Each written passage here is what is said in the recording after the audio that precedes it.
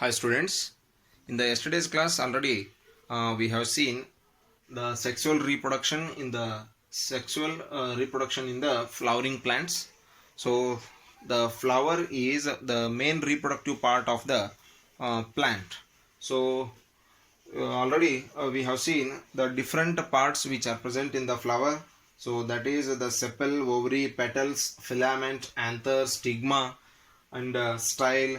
So here the stigma is the stigma is the part which is going to receive the male reproductive cells. So style is the uh, tube like structure which is going to allow the male reproductive cells to the ovary, and ovary is also the part of a female reproductive system. So where the actual fertilization is going to takes place. Okay, so stigma, style and ovary are the parts of the carpel.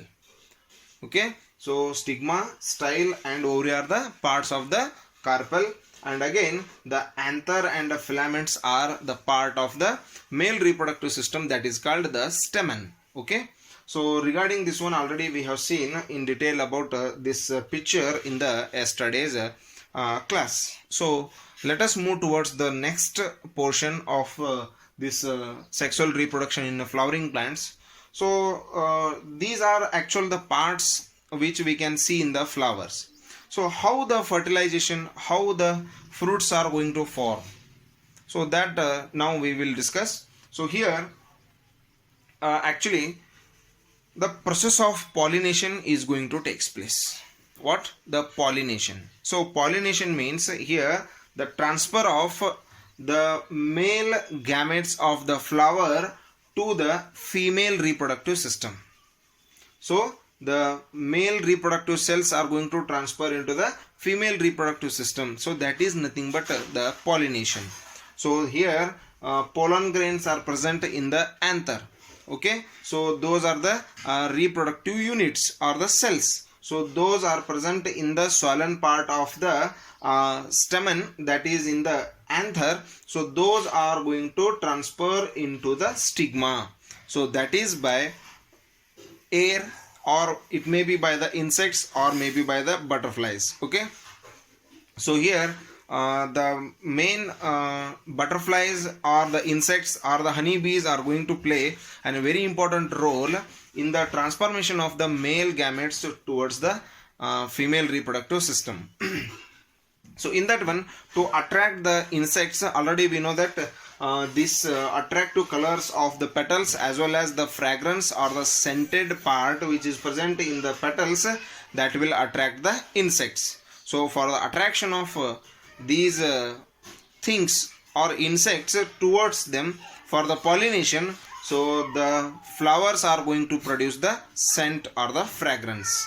Okay, so now here the anther contains the pollen grains. Pollen grains are the reproductive cells. Okay, or the sex cells, so which are present in the anther. So along with the help of the honeybees or the insects, those which are going to stick to the legs of the insect. So when it is going to walk on this flower, so those sex cells are going to transfer to the stigma. At that time it will burst, and that filament sex cell, that is the pollen grain, is going to transfer into the top of the stigma. So this stigma is a somewhat sticky material. So when it is going to stick on the stigma structure, so it slowly starts to move towards the style.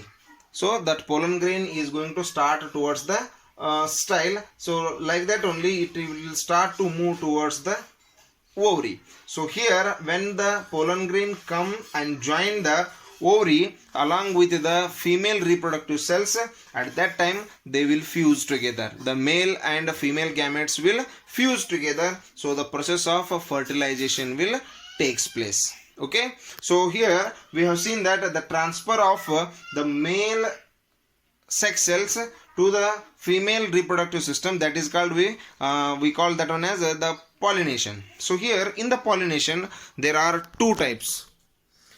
So there are two types of pollinations are going to take place, that is the self pollination and second one is the cross pollination. The self pollination and cross pollination. So the first one is self pollination. So self pollination means the pollination is going to take place within one flower. So the pollen grains of the same flower, they are going to transfer into the same flower's stigma. So from here only within a one flower, the change of sex cells are going to take place. The transfer of sex cells is going to take place. So that is called the what? Pollination. So here self pollination and cross pollination. So if it is going to transfer within the flower, so that is called what? The self pollination. Suppose the transfer of the pollen grains from other flower within the same plant, if the 2, 3 or more than that much flowers are produced, so the pollen grains of the other flower are going to transfer to this flower, or from the other plant's flower the pollen grains are going to transfer to this flower. So that is called the cross pollination. Okay, so within the flower, that if the pollen grains are going to transfer, so that is called the self pollination. From its pollen grains only it is going to fertilize, so that is self pollination. Suppose the pollination is going to take place by the other flowers pollen grains or other plants flowers. Okay, hope it is understood. So that is called cross pollination. Within the same flower, that is self pollination. From the other flower, that is the cross pollination. Okay, by this method, so the fusion of male and female gamete is going to take place in the ovary. So that time, so these are going to develop and these are going for the repeated cell division. So here in the ovary, though the repeated cell division is going to take place, at that time the seed is going to form. So the fruit is going to form. So that time it is going to make it on its over structure one hard covering. So it will form a seed. So sometimes in some flowers or in some plants, the seed is going to cover with the extra material that is called the fruit. Okay, so the seed is going to cover with the extra material that is called fruit. But in some plants, so it is actually the seeds are going to covered with the hard covering only. Okay, that we can see in the almond. Okay, the almond fruit is actually covered with the hard structure. Okay, that hard structure itself it is made by, but here some fruits are also going to form. So that is by the repeated cell division the seeds are going to form. So here in the seeds we have to notice one point, that so the seeds have very small minute kinds of leaves are there. So along with that, two different if we are going to break the seed, it will split into two equal parts. So those equal parts are called cotyledons. Okay, but in the monocots we can't see the two cotyledons. Either that may be in the jawar, or it may be in the maize, or it may be in the wheat. So we can't see the two cotyledons. Okay, we can see only one cotyledon in the monocots. So here in the fruits we can see the seeds are made by two cotyledons. So they are actually storing the material for the seed at the time of germination. When you are going to sow the seeds, so they need somewhat energy to grow. So that energy is already stored in the seed.